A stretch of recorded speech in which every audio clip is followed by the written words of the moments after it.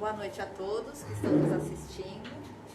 Vamos iniciar mais uma quarta-feira aqui de trabalhos e com a palestra do nosso amigo Camilo, que hoje vai falar sobre a fé raciocinada, crenças e dogmas. Boa noite a todos, boa noite, Camila. Gentileza, Camila, não, essa dependência vai longe. Não tenho habilidade para tanto. Muito obrigado. Então, pessoal, né?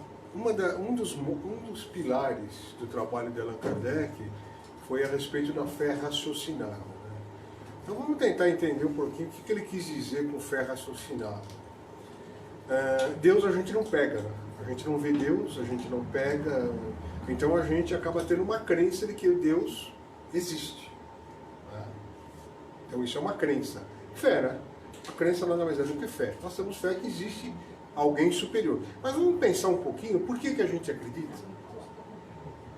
Por necessidade, talvez, né? Porque todos nós temos uma necessidade de ver algo, uma esperança além daquilo que a gente vive aqui no plano material.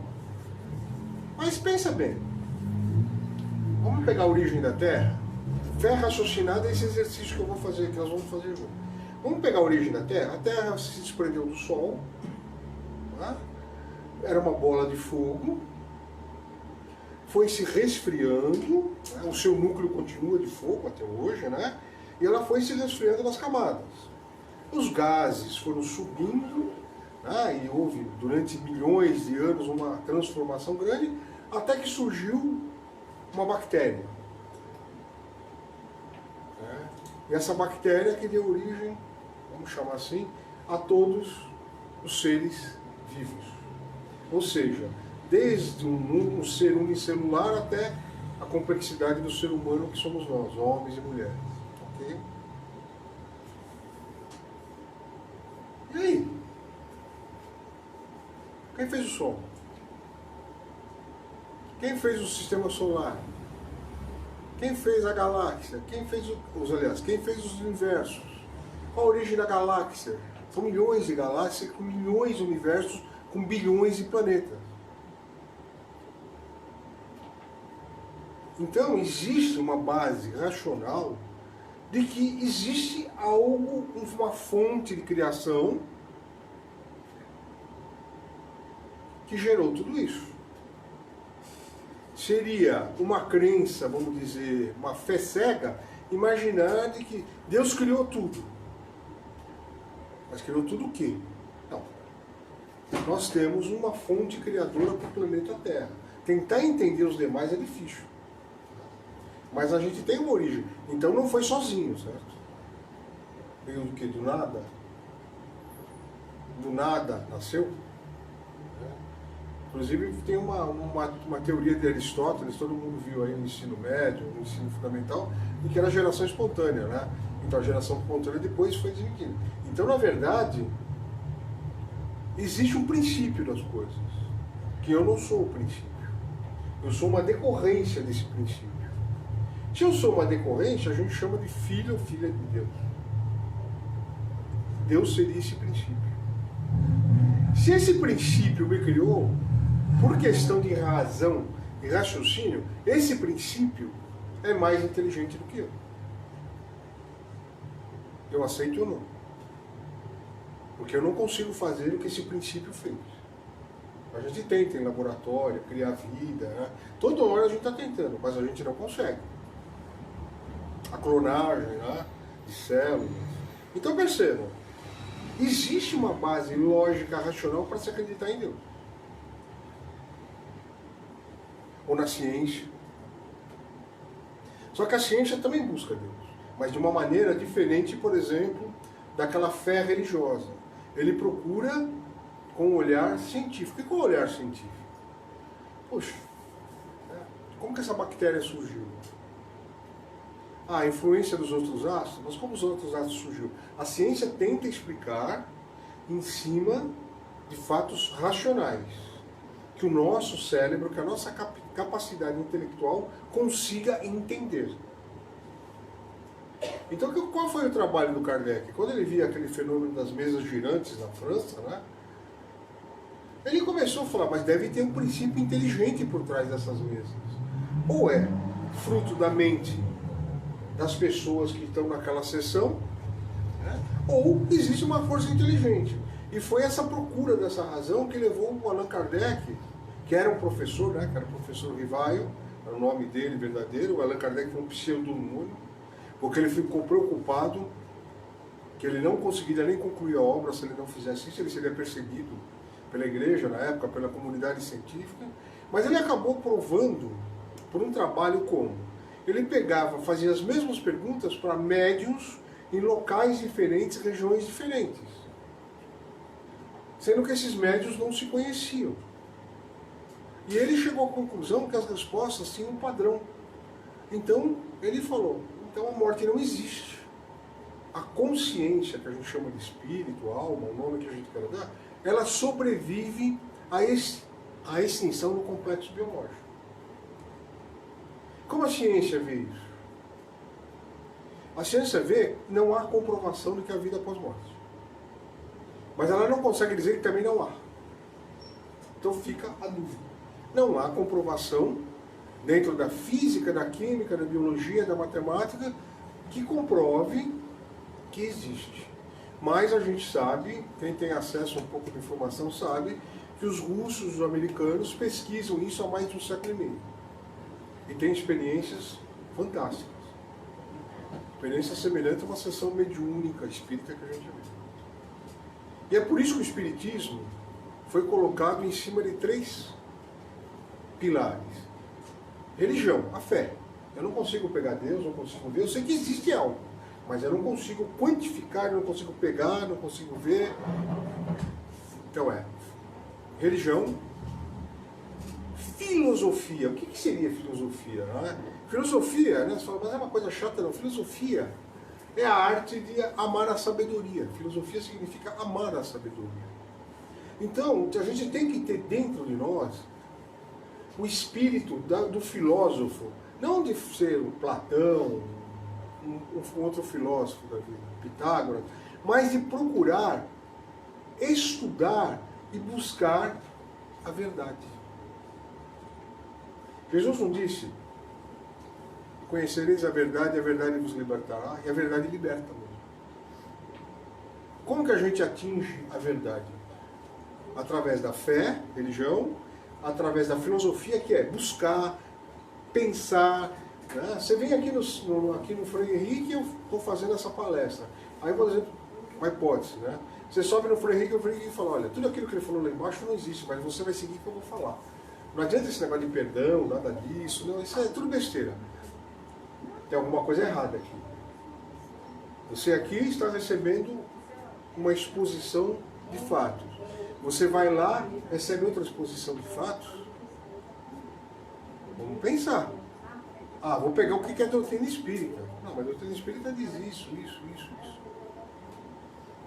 É legal, acho que eu não vou mais lá, não. Por quê? Porque não é o que eu estou buscando. A busca da verdade, né, indo pela vertente da filosofia, muitas vezes tira a gente da zona de conforto. Porque eu vou falar como ser humano, como todos vocês que são igual a mim, eu não vejo diferença. É o seguinte, se eu encontrar uma solução pronta, eu vou querer pronta. Eu não quero buscar a solução, eu não quero trabalhar a solução. Eu quero ela pronta para eu voltar ao que eu estava fazendo até então. Mas nos parece que na vida não vem assim. A gente tem que, para mudar de vida, nós temos que nos modificarmos para modificar a nossa vida. Então isso é filosofia. É questionar, é procurar o saber, é procurar entender o porquê. E a ciência foi o trabalho que o Kardec fez. Você vai, perdão, numa consulta, você vai passar por uma orientação espiritual. Ninguém te conhece, ninguém te sabe. E de repente a espiritualidade vem e conta fatos que você, seu marido, seu pai, sua mãe conheciam. Será que invadiram a minha mente, leram a minha mente? Percebe? Isso é uma comprovação, é uma constatação. Outra coisa que a gente pode fazer, pegar todas as intuições que a gente tem e começar a anotar. A gente não faz isso, né? Hoje a gente tem um celular que ajuda, né? Então anota. Sabe por quê? Porque depois a gente vai ver no final do dia, no final de 2 dias, quais foram as intuições que nós recebemos e por que a gente não deu bola. E se tivesse pelo menos questionado, filosofado, procurado saber, talvez aquilo fosse algo importante. A gente não faz isso. Ah, mas como é que eu vou saber o que é intuição ou o que é tipo um pouco de obsessão, né? Tipo diabinho, falando popularmente, o diabinho é simples. A intuição, ela vem como uma inspiração. Camilo, hoje você deve ir no freio, não por aquele caminho, por isso. Não é uma ordem, não fica... Vem um sopro. Quando é obsessão e intromissão, é Camilo, você já está todo ferrado, você vai passar por aquela rua, você vai se danar inteiro, você tem que me ouvir. Eu sou a voz de Deus. Questione. Deus não se manifesta assim. Deus não se manifesta. Deus me inspirou nessa madrugada a dizer para vocês saírem correndo hoje porque o mundo vai acabar. Qual é a probabilidade de Deus me inspirado? 0. Qual a probabilidade de Deus estar obsediado? Total. Por quê? Porque esse Deus, que eu creio ser justo para com todos nós, não poderia simplesmente privilegiar o Camilo. Ah, o Camilo é o braço direito de Deus na terra. Aonde está escrito isso? Perceberam? Perceberam que é fé raciocinada? É nós começarmos a questionar aquilo que a gente acredita por acreditar. Né? Existem alguns dogmas. Né? Dogma é um preceito que ele é colocado e indiscutível. Ou você acredita ou você está fora daquela religião, daquela comunidade. Por exemplo, todo mundo que frequenta a minha casa é rico. É verdade? Não. Então, se na minha casa só vai frequentar ricos. É isso? Quem se considera rico? Um outro dogma. Todo mundo que tem relação sexual prematura está condenado aos fogos do inferno. Ah, mas Deus sabe, Deus dá chance, dá? Mas olha o dogma. Foi assim feito com o sexo na humanidade. Né? Todo mundo se sente filho de um pecado. Isso aí não é uma verdade. Mas é um dogma que lá atrás um grupo de seres humanos colocou. Mas diz que Deus é bom e justo. Outro dogma, né? Se a gente tirar a crença, né, da reencarnação, por que eu nasci com 2 braços, 2 pernas e a Karina nasceu normal, você normal, você normal, a senhora normal? Por quê? Ah, mas quem sabe os pais fizeram alguma coisa. Então, caramba, nesse mundo aqui eu vou pagar a conta dos meus pais. Ah, mas Deus é justo. Depois você diz, Deus é justo. Olha o conflito. Então me explica, Camilo, por que Deus, não é a encarnação, por que Deus escolheu aquela pessoa para nascer daquela forma? Por que aquela alma já nasce sofrendo? A gente vai em busca de resposta. Onde a gente vai na reencarnação. Só que a reencarnação traz um grande inconveniente para nós, seres humanos, nosso ego, né? A minha personalidade. Ela traz a responsabilidade no meu futuro, nos meus atos presentes. Ah, mas olha, eu fiz aquilo lá porque a Camila também. Mas por que você ouviu a Camila? Ah, porque a Camila é minha guru. Mas baseado em quê? Por mim era conveniente acreditar na Camila. Porque enquanto eu estava obtendo vantagem e aquilo estava fluindo, a Camila tinha opinião boa. A partir do momento que ela não tem mais, ela vai tirar pedra, ela está falseando. Vocês perceberam que a gente não raciocina quase que nada durante o dia todo? Eu sofro porque eu amo quem não me ama. Se a pessoa parar e fizer um exame, por que eu tenho que ser amado por aquela pessoa? Ela não vai saber responder. Geralmente, sabe o que é? é uma pessoa que já teve frustrações passadas, vidas passadas, ou no presente, que se sente rejeitada por tudo e cismou que aquela pessoa tem que amar. Você vai me amar sobre qualquer coisa. Ela cede a essa pessoa todos os seus desejos, esperando em troca amor. E a gente tem essa visão de Deus, né? Vou levar para o altar, para o sacrifício, lembra? As religiões antigas eram bem... Vamos sacrificar a vida desses seres puros para que Deus veja a nossa disposição em tê-lo. Por que eles não sacrificaram as próprias vidas? Eu usei a razão. Já que você quer oferecer a Deus, ofereça você a sua vida. Vai encontrá-lo. Não, oferece a vida de criança, de jovens, não sei. Que isso? Faz sentido eu seguir uma filosofia dessa se eu não concordo? Não. Faz sentido eu ir numa reunião espiritual, numa igreja, não importa onde, faz sentido chegar lá e escutar vocês descendo a lenha nos demais? Por quê? Mas aqui é uma casa de amor.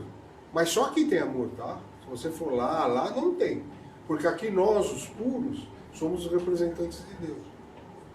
Aí a gente faz o quê? Fecha os olhos, tira a razão de lado, joga a emoção e fala, então você vai me salvar.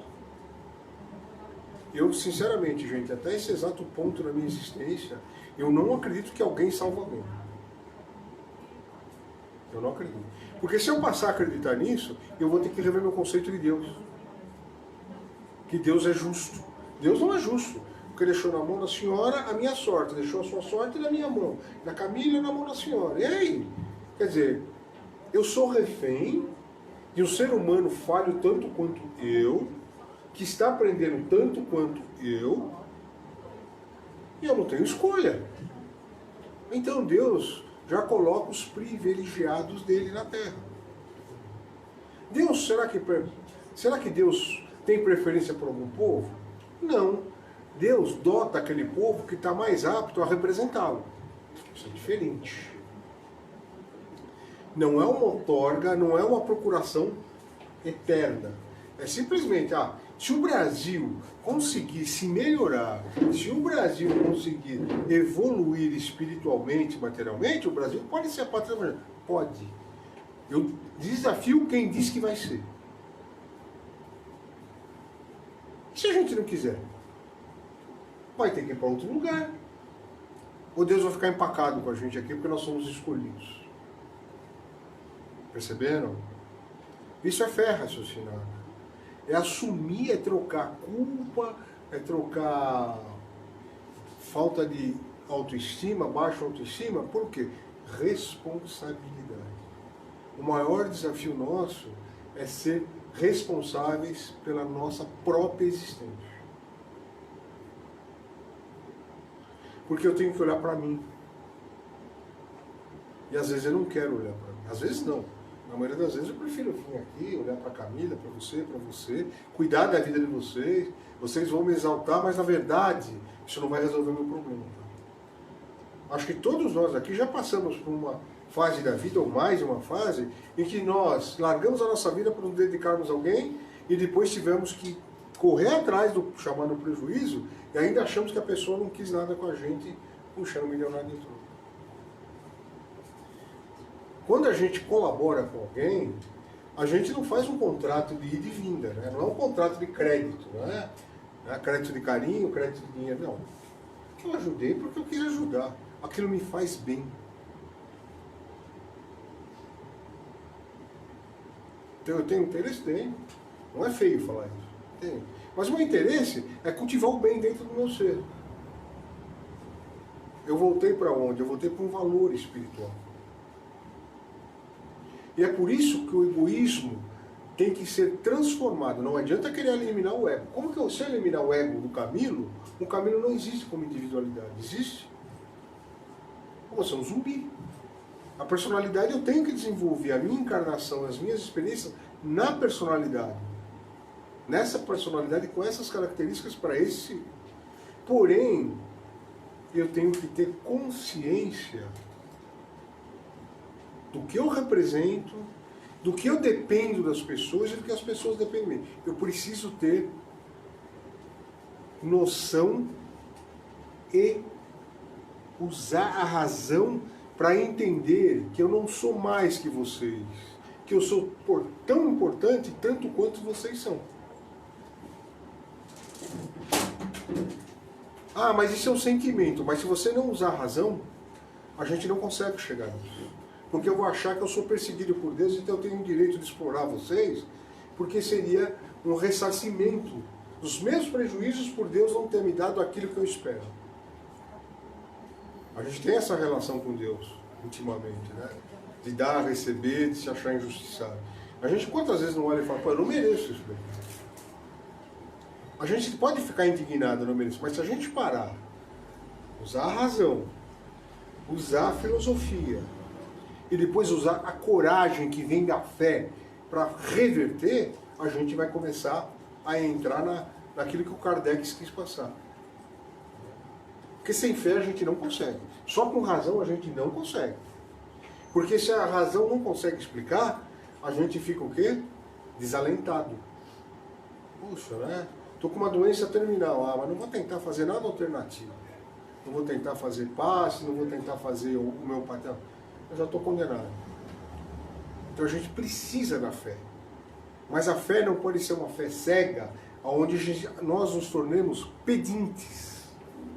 Essa visão de que nós somos pedintes da divindade é uma coisa muito ruim. Nós somos frutos do Criador. Filhos, filhas de Deus, o nome que queira nos dar. Porém, nós temos qualidades desse Criador. Então nós estamos no começo dessa nossa carreira, né? Dessa nossa carreira, dessa nossa evolução espiritual. Se nós estamos no começo, concorda que a gente está cheio de coisa boa que a gente não conhece? Quem aqui se conhece em 10, 15%? Eu não vou levantar a mão. E é pouco, não é? A gente não usa só 10% as pessoas que usam mais têm 10 a 12% da capacidade mental. Quanto mais a gente exercita o pensamento, mais a gente aprende. Existe uma coisa chamada sinapse no cérebro. Então, por exemplo, quando eu estou estudando e aprendendo, eu começo a formar novas ligações no meu cérebro, fazer mais sinapses para ampliar meu conhecimento. Por isso que o Espiritismo recomenda que se estude. Mas não estudar para decorar, para entender. Né? Aquele estudo decoreba, principalmente na minha geração, eu tenho 65 anos, a gente tinha que decorar. E eu fui muito mal na escola porque eu não conseguia decorar. Eu queria entender e não conseguia, então eu quebrava a cara.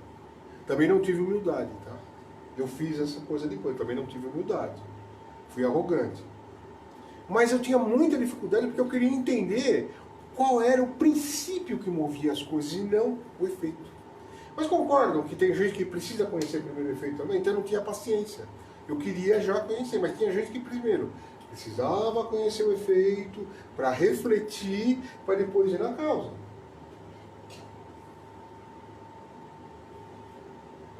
Perceberam? Então isso é usar aquilo que nós temos no reino nominal, no reino humano, que é o cérebro. Por isso que nós não estamos mais no estágio só de emoções e sentimentos. Né? Os animais agem tudo por emoção, por reatividade. Né?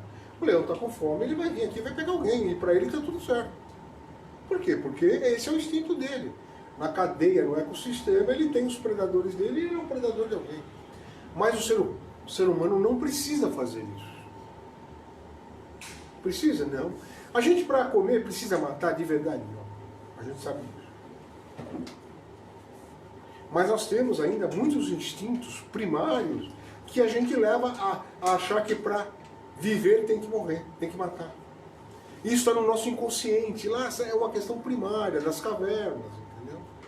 Mas se a gente começar a trabalhar isso através da auto-observação, através da racionalidade, usando, sabe, de chegar em casa e refletir, mas eu preciso de tudo isso? Eu preciso sair degolando todo mundo? Não, mas a gente reage por puro instinto, por pura emoção. Então o cérebro, com a razão, nos leva adquirir conhecimento, elaborar o conhecimento, gerar opinião, gerar, às vezes, dogmas, crenças, mas, em contrapartida, se a gente for um pouco aberto, um pouquinho só, a gente vai ouvir coisas novas e vai refletir. Porque senão a gente também não evolui, né? A gente ia ficar com aquelas crenças e dogmas lá do tempo do Velho Testamento. Olho por olho, dente por dente, né? Que só um povo foi eleito por Deus, o resto vai ralar. Mas tudo isso foi escrito por seres humanos que tentaram colocar o melhor, mas não colocaram a verdade absoluta. Vou fazer uma pergunta para vocês. Levanta a mão quem acha que... Alguém conhece algum lugar ou algum ser que contenha toda a verdade absoluta da existência com ele ou naquele lugar? Não existe. A verdade, sabe mosaico? Aqueles mosaicos que a gente monta, são os vitrais com várias cores. O mosaico da vida, cada um de nós tem que colocar a sua parte. A verdade nunca está pronta se todos nós não fizermos. Perceberam? Ah, mas essa pessoa só faz pergunta burra. Idiota. Mas ela vai levantar a questão. Ela é um agente da sabedoria, porque ela vai levantar a questão para alguém responder. Por isso que o termo você é burro é muito pesado. A gente pode estar fechado ao conhecimento, não querer, ó. Então a razão é muito importante. E a fé, ela está ligada à essência do Espírito. Se nós começarmos a olhar para nós, enxergar as nossas falhas, evidente, trabalhar, mas também começar a olhar as qualidades que a gente não conhece, isso é importante. Isso é se conhecer dos dois lados. Os falhos, pró e contras, positivos e negativos. Vocês já repararam que a gente só repara nas nossas qualidades quando alguém de fora vem e fala? A gente sempre espera um elogio, né? Mas por que eu não posso achar que eu tenho uma qualidade? Eu não vou me achar melhor que ninguém. Mas essa qualidade é importante eu saber que eu tenho essa qualidade. Qual o problema? Ah, mas aí você vai ficar vaidoso? Posso. Mas quantas pessoas são vaidosas e não conhecem as qualidades? Um monte. Então é importante, porque as qualidades que eu reconhecer e começar a utilizar de forma racional e consciente, elas vão equilibrar as minhas falhas. Perceberam? A gente está sempre surfando. A onda vem, pô, se a gente se jogar de peito, a gente é partido. Se a gente se abaixar, morre afogado. O que a gente tem que fazer? Surfar. Essa é a essência da vida. É esse surf entre filosofia, razão e fé. Vocês acham que um cientista não tem fé? Quantas vezes o inventor da lâmpada elétrica levou? 2.000 vezes, sei lá, gente. Foi tantas vezes que eu teria já desistido na 11ª. Ele levou mais de 3.000. O que é isso? Fé. E como que a gente descobre algo novo? Saindo do quadrado. Olha, eu tento ser bom, e olha, não acontece. Eu faço A, B, C, D. E quem disse que aquela receita de bolo que eu estou adotando é melhor para mim?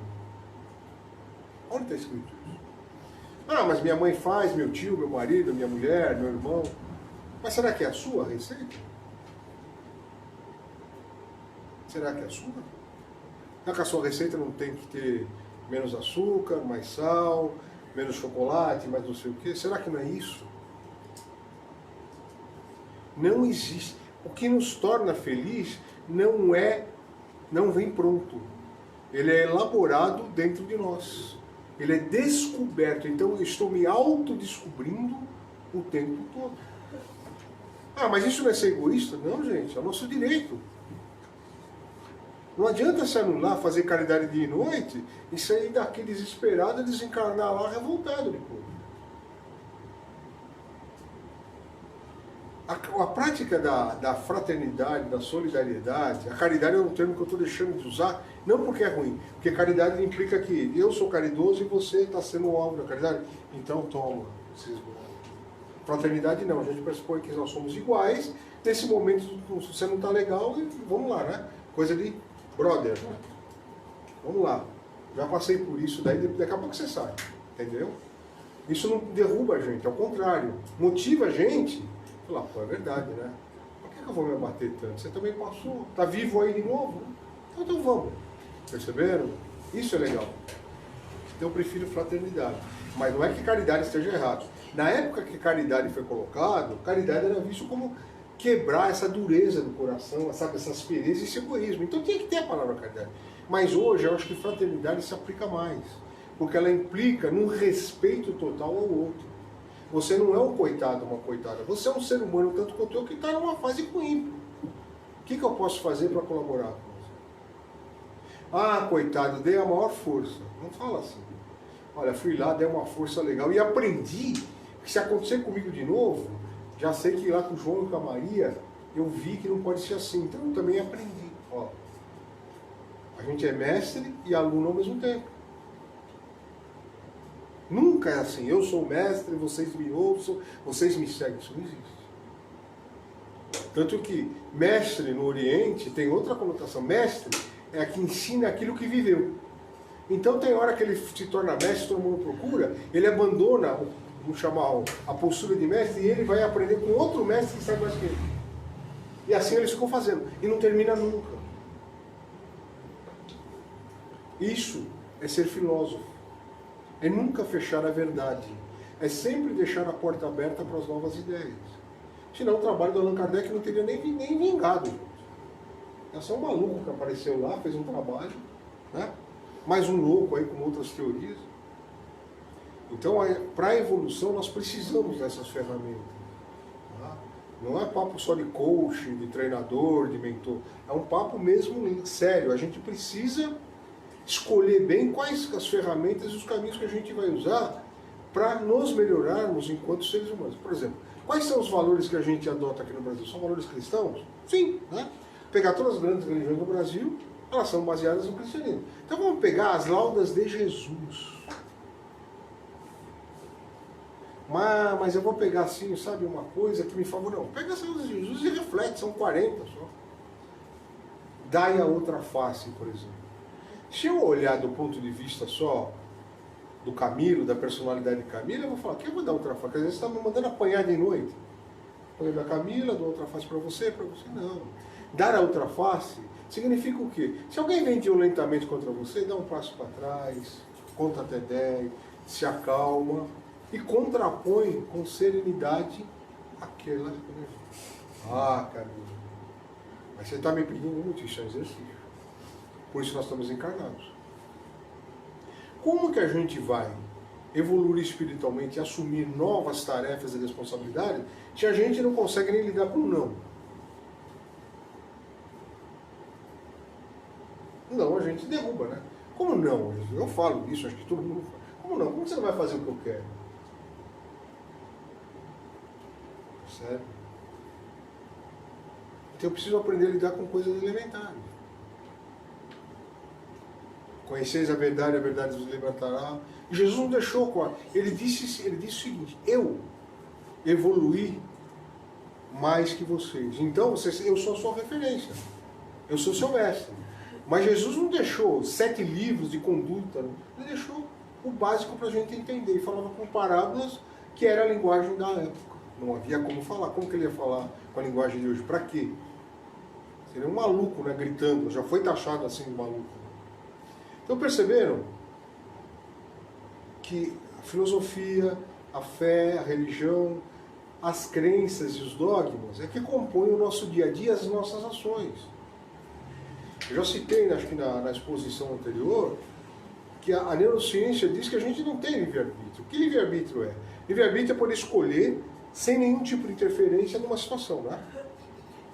Mas a gente tem tanta coisa, tanta porcaria dentro da cabeça, dogma, crença, culpa, que a gente nunca escolhe o melhor pra gente porque a gente é afetado por tudo isso.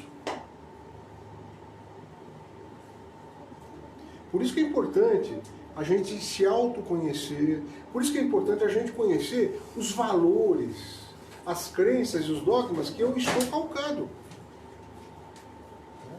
Se lá atrás eu tive um casamento ruim, né, que eu considerei ruim, que a pessoa pisou feiamente no tomate comigo, Eu não posso simplesmente criar um clichê que toda mulher é assim.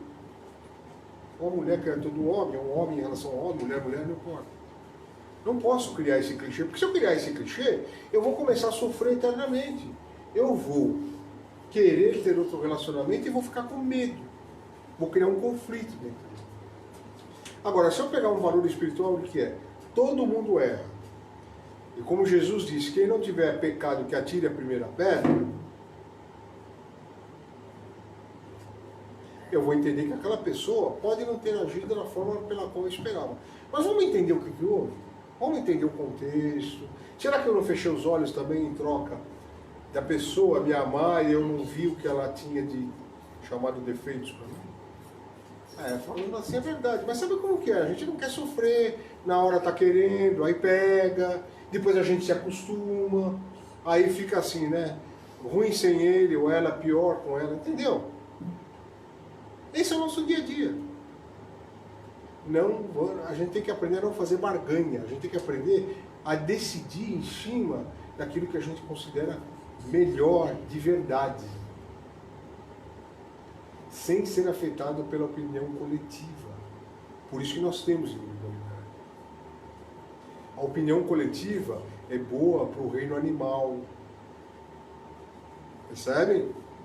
A matilha segue o sentido coletivo. O ser humano já não serve. Nós temos uma individualidade. O livre-arbítrio é um direito sagrado desse plano de evolução nossa.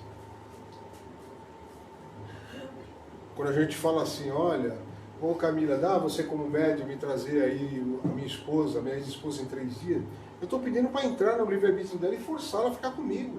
Eu não gostaria que alguém fizesse comigo. Perceberam? A gente precisa começar a enxergar valores espirituais. Puxa vida, se eu tenho o direito de querer, outra pessoa tem o direito de não querer. Ou não? Agora eu virei o obsessor encarnado dela, né? Não paro de pensar de noite, não paro de buscar recursos. Perceberam? Aí, de repente, eu estou perdendo 10, 15 anos da minha existência atrás de algo por puro capricho. Eu não vivo sem ela, já estou vivendo há 15 anos. Ah, mas eu sou infeliz. Aí ela volta, faz um monte de exigência. Puxa, agora eu estou inseguro. E se ela for embora? Eu estou preso, eu estou algemado, eu estou escravo não dela, de mim mesmo. De mim mesmo. O Espiritismo tem essa proposta. E a razão ajuda a gente a pegar a fé, a crença que a gente tem e a questionar. Perceberam que a causa dos nossos sofrimentos vem dos valores que a gente abraça e não larga. A gente não larga. Nós somos teimosos por medo, tá? Nossa questão é medo. Não é que nós somos ruins da alma, não. Nós somos o quê? Crianças assustadas que machucam, que ferem. Então nós precisamos evoluir. E para evoluir, a gente precisa da fé raciocinada. Pelo menos essa é a visão da espiritualidade e do espiritismo. Se vocês pegarem algumas religiões do mundo, o budismo, o hinduísmo, isso também é assim. O budismo tem muita prática, mas você está sofrendo por quê? Porque eu desejo ter um carro maior. Mas você é escravo do desejo? Por que você precisa de um carro maior? Ah, porque na verdade eu aprendi que quem tem um carro grande é bem sucedido e eu quero me sentir bem sucedido. Não existe razão nisso. Existe eu me jogar em cima de uma emoção e achar que essa emoção comanda a minha vida. Assim é com o ódio, com a vingança. Assim é com tudo. Eu me torno escravo das minhas crenças e dogmas. E o dogma é pior. Porque a crença ainda pode ser, mas o dogma não, eu não discuto o dogma.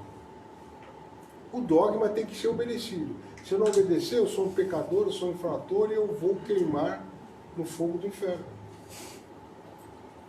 Então é muito importante, gente, a gente estudar, mas não estudar no sentido de decorar. Estudar no sentido de trazer para a nossa vida aquele ensinamento, questionar para depois nós reformularmos da maneira melhor. Não existe uma receita de bolo, mas a fé raciocinada pode abrir muitos caminhos, se aplicada bacana, para a gente evoluir. Acho que é isso. Tá bom? Obrigado, boa noite.